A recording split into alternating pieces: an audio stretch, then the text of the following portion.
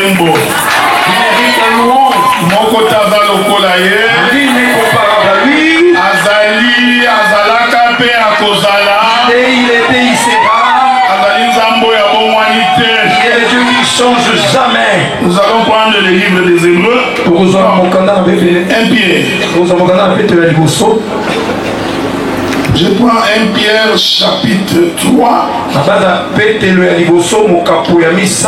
Le verset 20. Avant de lire, j'ai pris que le Seigneur nous assiste ce matin. Qu'il soit notre consolateur. C'est lui qui est entré ici avec des problèmes. Je voudrais qu'il rencontre les véritables Salomon.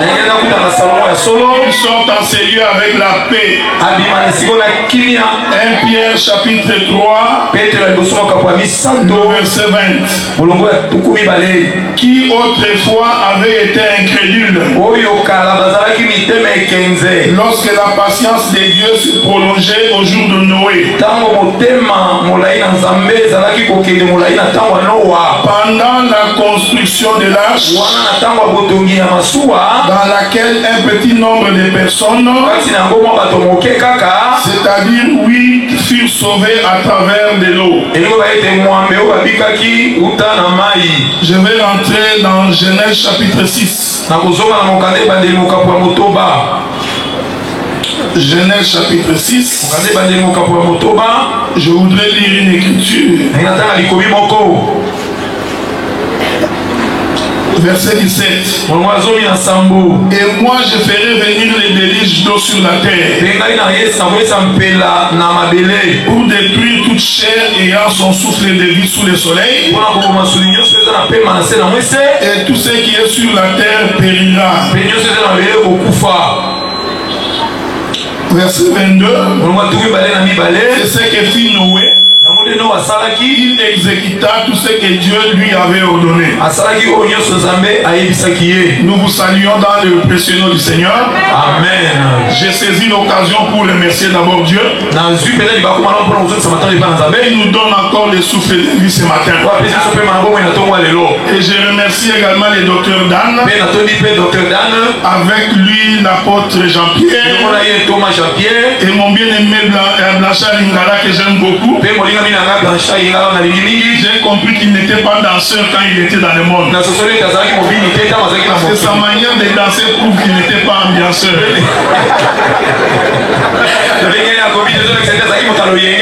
Que Dieu vous bénisse. Amen. Et vous également qui m'avez suivi depuis mercredi. Et le Seigneur Dieu vous bénisse également. Je ne vous connais pas tous personnellement. Ce qui fait que dans ma prédication, je n'ai visé personne. Si quelqu'un s'est senti offensé, je vais te demander de me pardonner. Il n'y avait rien de méchant dans ce que je disais. Mon bien-aimé Félix, que Dieu te bénisse d'être venu. Nous allons continuer notre marche de sanctification sur le voyage de Noé dans la forêt. Et comme j'avais dit la fois passée, on ne peut pas faire un résumé parce que ça va nous bouffer le temps, parce que nous voulons avancer. Lorsque Dieu dit à Noé de construire l'arche, il dit à Noé qu'il choisira les bois de gopher. Je vous avais dit que les bois de gopher étaient dans la forêt. Il a fallu que Noé fasse un voyage pour aller dans la forêt, pour aller retrouver les bois de gopher. Cela veut dire en d'autres termes, Noé devait connaître la forêt. Une fois qu'il connaît la forêt, il avait aussi la capacité d'identifier les bois de gopher. J'ai touché une écriture pour expliquer que les arbres sont des hommes. Et j'ai attesté que les bois de gopher représentent les hommes. Dans la forêt, il y a plusieurs bois. Mais Dieu ne s'était pas choisi tous les bois. Il a choisi les bois de Gopher. C'est pour dire que nous sommes beaucoup dans le monde. Mais Dieu t'a choisi toi pour que tu puisses constituer la. C'est-à-dire que Dieu avait les regards sur toi. Il ne t'a pas oublié. Il sait que même quand tu étais dans la forêt, il avait les regards sur ta vie. Voilà pourquoi il envoya Noé pour que Noé vienne t'arracher à la forêt et qu'il amène dans l'arche pour que tu sois l'élément qui constitue l'arche. J'aimerais vous rappeler quelque chose. En fait, quand Noé était debout, l'arche était dans la pensée de Noé. Et à ce moment-là, Noé était le père. Est-ce que vous me suivez? Noé était le père. Il y avait la conception de ce qu'on appelle arche. Mais quand Noé se met en marche pour aller couper le bois, Noé n'est plus le père, il devient le fils. Parce que l'Écriture dit, Dieu a tant aimé le monde, il a envoyé le fils. C'est-à-dire que quand Dieu vient comme un messager, il vient comme le fils. On est ensemble, non? C'est très important. Et quand il vient comme le fils, il doit arracher les bois de Gopher qui étaient attachés à la terre. J'avais expliqué que la terre c'est le monde, mais toi tu étais le bois de Gopher, mais tu étais encore dans le monde. Donc pour que Dieu t'amène dans sa demeure, il doit premièrement te détacher du monde dans lequel il appartenait. Et j'avais dit, c'est ça les fondamentaux de l'évangile. Nous ne prêchons pas pour autre chose, nous prêchons pour que celui qui était retenu dans le monde puisse sortir de là et qu'il vienne dans la maison du Seigneur. Est-ce qu'on est ensemble? Amen. Et j'avais expliqué que Noé, quand il conçoit l'arche, en réalité c'est Dieu qui avait peur de mourir. Je veux que tu m'écoutes attentivement. Parce que je vous avais dit ceci. Dieu est esprit. Il est éternel. Mais il doit entrer dans le commencement. Or le commencement a un début et une fin. Comment celui qui n'a pas ni commencement ni fin de jour peut-il entrer dans le commencement et sortir sans être retenu par le temps? C'est ce qui était la peur de Dieu. J'ai une écriture qui me prouve que Dieu avait peur de mourir. C'est lorsque Jésus dit dans le jardin de Gethsemane, lorsqu'il a vu la manière dont il va souffrir et la manière dont il va mourir, il dit, Père, si c'était possible, enlève cette coupe au devant de moi. Naturellement comme ça, il avait peur de mourir. Mais toutefois, que ta volonté soit faite. Est-ce qu'on est d'accord? Maintenant, quand Noé finit de construire l'arche, c'est l'expression de Noé. C'est-à-dire ce qui était la pensée est rendu visible par la main de Noé. Est-ce qu'on est ensemble? C'est-à-dire que Noé, par sa main, il a rendu possible ce qui était dans sa pensée. Pour cette chose ici, nous renvoie à la création d'Adam. Parce que Adam était dans la pensée de Dieu. Et la main de Dieu a rassemblé la poussière de la terre. Va rendre possible ce qui était une pensée. Et Noé, quand il finit de construire l'arche, lui-même le père entre dans le fils. C'est ce que Dieu a fait au commencement. Après avoir créé Adam, qui est le fils de Dieu, Dieu va souffler dans Adam. C'est Dieu là qui souffle dans Adam. En réalité, c'est Dieu qui rentre dans Adam. Voilà pourquoi ce n'est pas Adam qui a donné les noms aux animaux. C'est l'esprit qui était dans Adam. C'est-à-dire l'éternel Dieu lui-même qui donna les noms aux animaux. Est-ce qu'on est ensemble, non? Maintenant, regardez aujourd'hui. Je vais essayer que Dieu nous aide pour que nous avancions.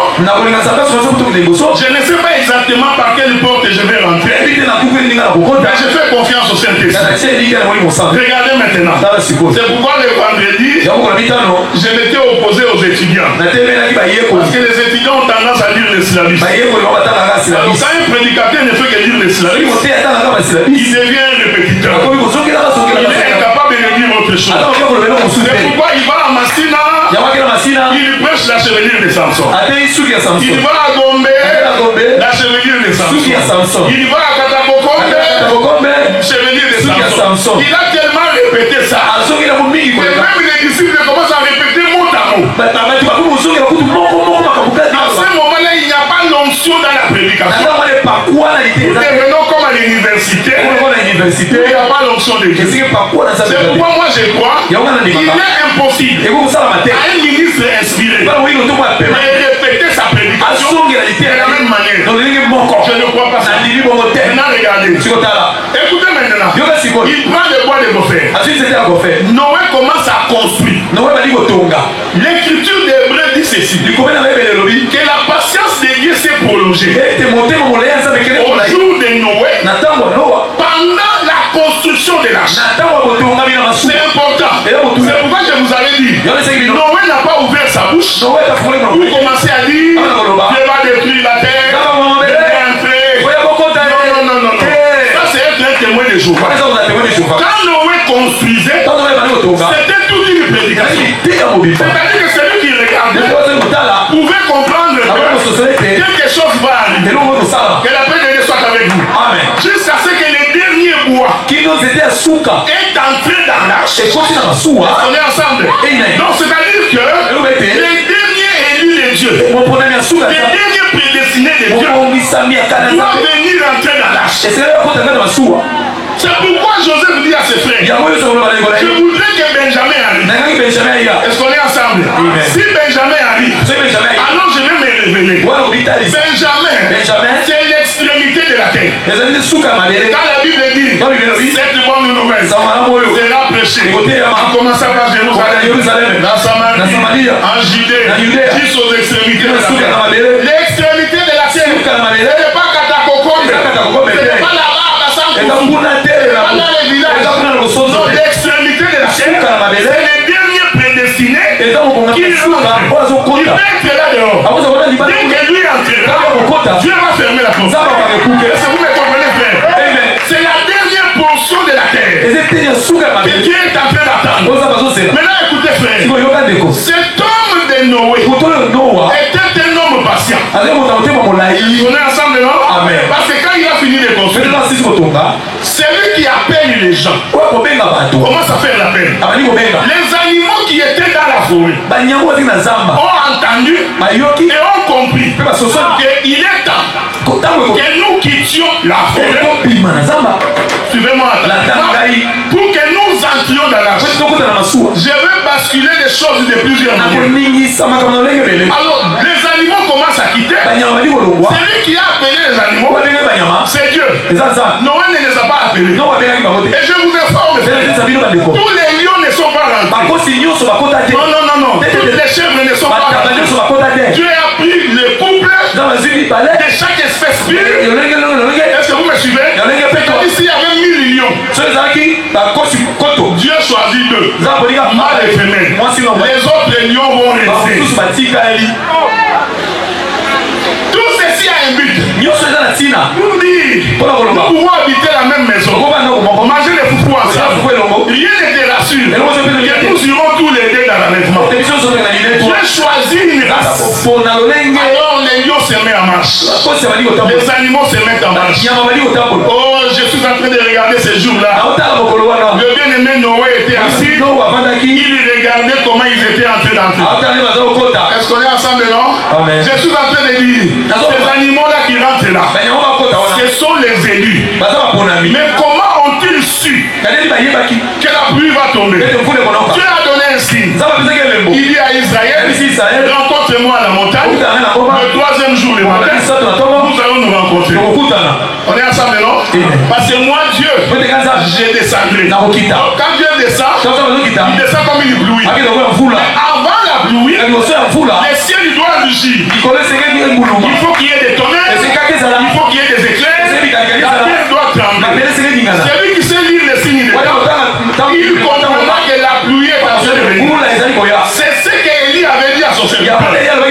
Puisqu'une vapeur est montée de la terre. Et les nuages s'est formé. Et à la forme d'une main, c'est que la pluie va tomber. Va dire à Akab, il attelle son char, parce que la pluie va tomber. Avant l'enlèvement, Dieu donnera toujours les signes pour annoncer la fin de toutes choses. C'est pourquoi j'avais dit quelque part, le jour de l'enlèvement ne peut pas nous surprendre. Nous connaissons le jour. L'heure et la date. Nous connaîtrons. Ah, là tu te dis, il contredit l'écriture. L'écriture dit, il viendra comme un voleur. Quand tu lis les textes, évitez de mettre les ciseaux. Il faut continuer l'écriture. La Bible dit, le jour du Seigneur sera comme un voleur. Pour ceux qui dorment. Mais vous, ce jour ne vous surprendra pas. Parce que vous avez la lumière du jour. Et sonnez ensemble. Je voudrais dire, avant que le Seigneur ne vienne, moi, je sais là. Je sentirai qu'il est en train de venir.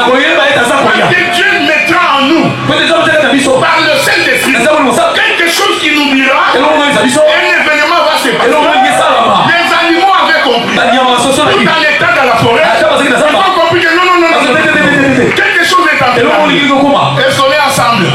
Je voudrais dire, ceux qui annoncent que la pluie va tomber, c'est la loi. Les hommes et les prophètes. Les animaux avaient déjà compris. Par la loi, les hommes et les prophètes. Et sonnez ensemble que la pluie va tomber. Maintenant, ils se sont mis en marche. Pendant qu'ils venaient, Noé les regardait entrer. Oh, j'aime la Bible, frère. Noé ne connaissait pas qui va entrer. C'est pourquoi moi j'ai toujours été contre les gens qui prêchent. Sœur, tu iras en enfer. Tu n'as pas la précision que cette sœur-là ira en enfer. Même s'il vit dans les péchés, tu n'as pas cette précision. Parce que tu ne connais pas les lendemains. Tu ne sais pas ce qui va arriver après. Aucun prédicateur ne peut se prétendre et dire, frère-toi, tu iras en enfer. Non, parce que c'est lui qui rentrera. Il n'y a que Dieu qui connaît. Les malfaiteurs sur la croix. Si vous demandez à ses contemporains, parce que ce qui s'est passé là-bas, personne ne savait. C'est l'esprit qui nous a révélé. Et là-bas sur la croix, il y avait une prédication. On est ensemble, non? Mais les gens qui regardaient voyaient 3 hommes en train de mourir. Mais l'esprit nous a révélé. La réalité là-bas, on prêchait. On est ensemble, non? Il y a l'un qui dit, toi là, sauve-toi et sauve-nous nous-mêmes. Ça c'est Israël. Incrédule. Il ne croit pas. L'autre qui dit, nous avions péché. Nous savons que c'est qui nous a fait. C'est le mal que nous avions fait. C'est celui qui se répand. Le Seigneur lui dit, ce soir, tu seras avec moi au paradis. Mais ce soir-là, Jésus allait au tombeau. De quel paradis parlait-il? C'est pourquoi nous disons, frère, si tu ne consultes pas l'évangile éternel, tu ne peux pas avoir la réponse à ces questions. On est ensemble. Sur la croix là-bas, il y avait une prédication. Mais si tu demandes aux gens qui étaient sur la terre, ces malfaiteurs-là ira au ciel. Ils vont dire non, il a un malfaiteur. Et pendant il est entré au ciel. C'est pourquoi Noé, j'ai dit si Noé, comme ministre de la parole, ne peut pas déterminer qui entrera, qui n'entrera. J'ai dit ceci, frère. Quand nous prêchons, nous n'avons pas la capacité de savoir qui va croire. Non, notre problème à nous, c'est de prêcher. Qui croira? C'est un problème de Dieu. Voilà pourquoi en tant que ministre, je ne peux pas être en conflit avec toi. Je ne peux pas être haï si tu ne viens pas au culte. Je prierai Dieu. S'il ne vient pas, toi éternel, tu ne lui as pas donné la capacité. Regardez, un jour, Dieu pêche toute la nuit. Il pêche. Et l'écriture dit qu'il était nu. Donc imagine-toi Pierre, un vieux, il pêche la nuit, nu. Si tu le croises, sorcier. Il pêche. il se rend compte qu'il n'y a rien. Parce que j'avais compris. Celui qui est nu, quand il pêche, il ne peut même pas attraper un fretin. Un prédicateur vit dans les péchés. S'il prêche, personne ne se convertit. Vous voyez les gens venir. En réalité, la conversion ne peut pas arriver. Parce que quand on est nu, on est dans un état de péché. Adam et Ève ont mangé. Ils se sont retrouvés qu'ils étaient. C'est ça Pierre qui pêche toute la nuit. Mais le matin, il voit un homme venir. Il dit tu n'as rien trouvé. Il dit non, toute la nuit j'ai péché ici. Je vous informe, c'est sur les mêmes fleuves qu'il avait péché toute la nuit. Il n'avait pas obtenu un frère. C'est sur les mêmes fleuves. Et Jésus va lui dire, va maintenant, je voudrais te dire, là où tu avais échoué, avec tes propres efforts, là où tu avais échoué, avec ta propre force, là, le Seigneur est capable de te relever. Ceux qui t'ont cloué, ils te verront être debout. Au même endroit. Est-ce que vous voyez ça, frère? Parce que ce n'est pas par notre force. C'est à cause de l'Éternel. Il dit avance, jette les filets. Pierre dit, ici là, toute la nuit, moi, un expérimenté de la péché. La prédication n'est pas une question d'expérience. Ça fait 20 ans, 25 ans de ministère, on va faire l'anniversaire, notre papa, c'est 50 ans d'anniversaire, on a des ministres. Ça, ce sont les choses du monde, ce sont des choses terrestres. La Bible dit, mieux vaut la fin d'une chose que son commencement. Nous sommes assemblés de saints frères.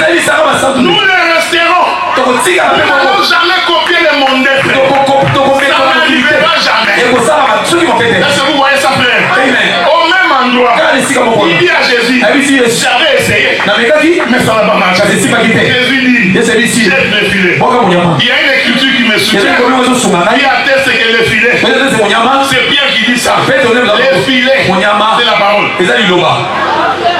Donc prophétiquement, quand Pierre jette,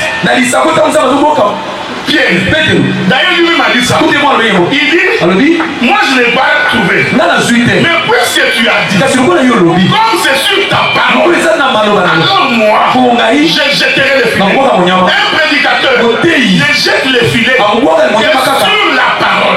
Ce que Dieu a dit. Laissez-moi ouvrir une parenthèse.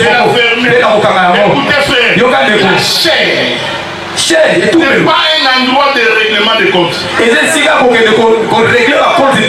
viens avec ton frère, va régler là-bas.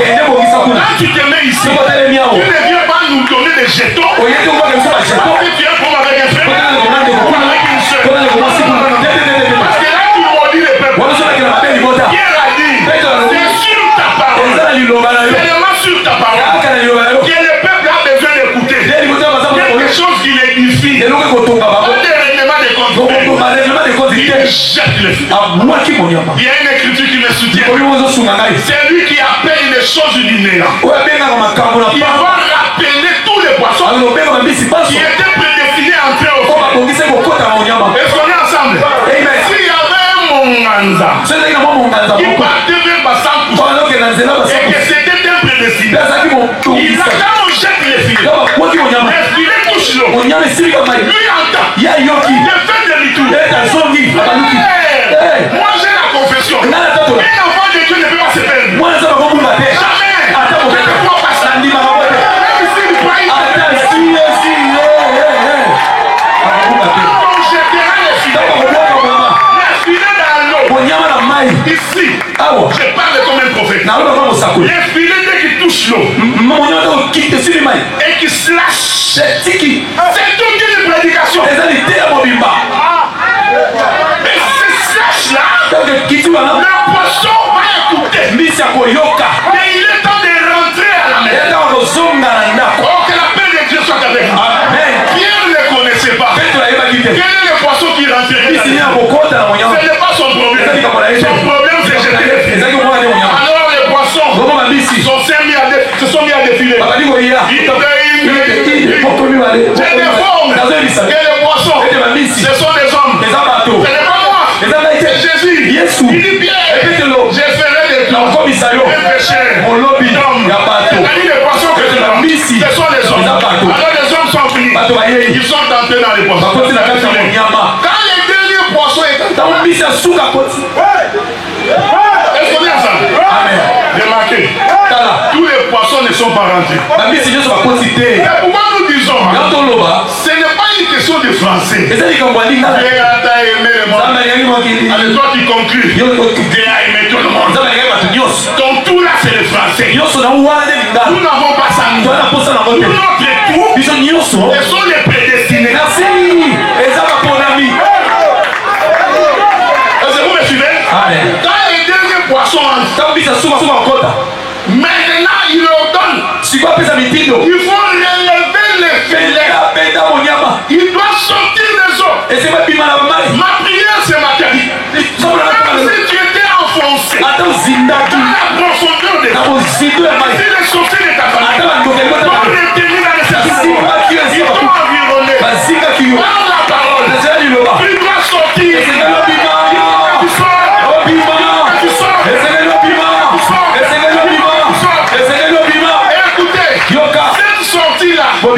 C'est tout un enlèvement. C'est